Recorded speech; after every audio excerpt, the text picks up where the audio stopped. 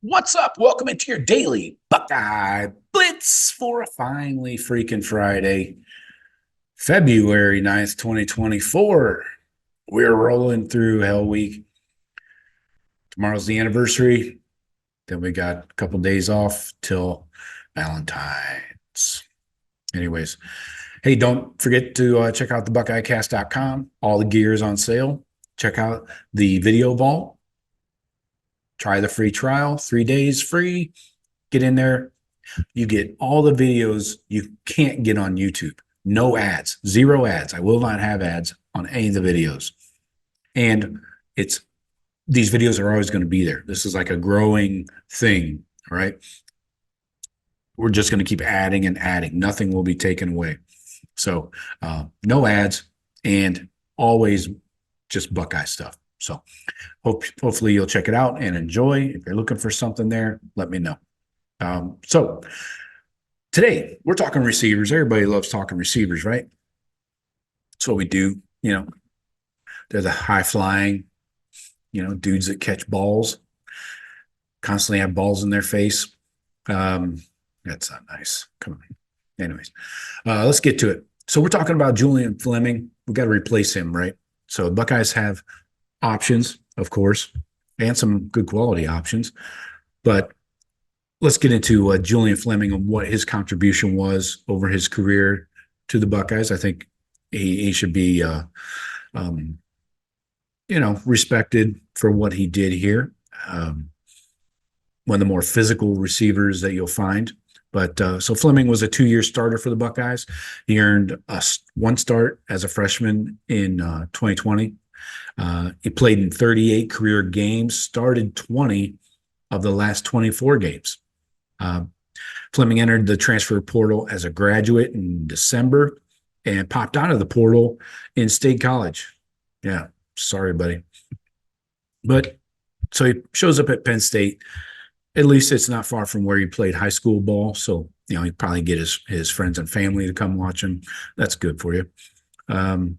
Fleming spent most of his time at the Z receiver for the Buckeyes. He caught a total of 80 career passes for almost 1,000 yards, 990 yards. Just 7 touchdowns, though. It seemed like he caught more than that. As a junior in 2022, he caught touchdowns in his first 5 games, but never scored again the rest of his career. That was it. As a senior last year, he finished with 26 receptions, 270 yards. But he was the best blocker at the wide receiver position, and he was always 3rd or 4th on the team in targets, though. So who are we looking at to replace Julian Fleming? You got to keep in mind that Brian Hartline trains all his receivers to play all 3 receiving spots.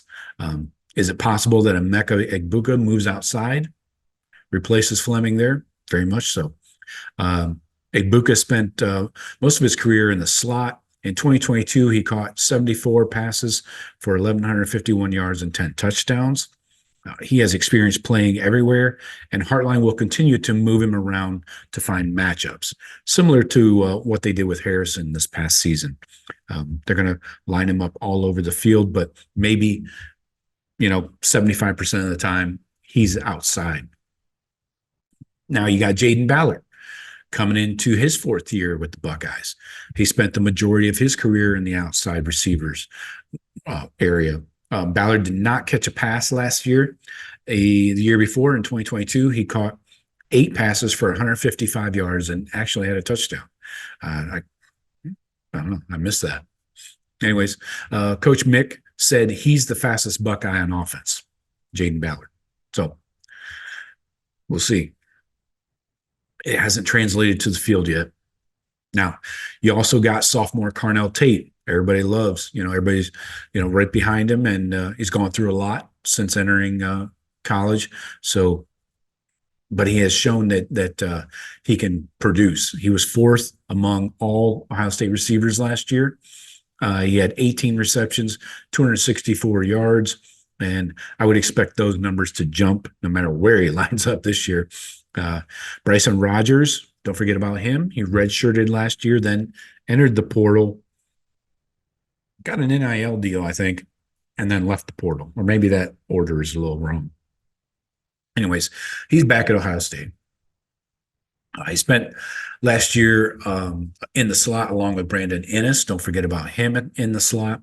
Both players will probably be back in the slot this year. If Emeka is moved outside, then those two guys, Ennis and Rogers, should move up the depth chart, obviously. Buckeyes also added a couple of five-star freshmen, Mylan Graham from Indiana, and Mr. Everything All World, Jeremiah Smith from South Florida.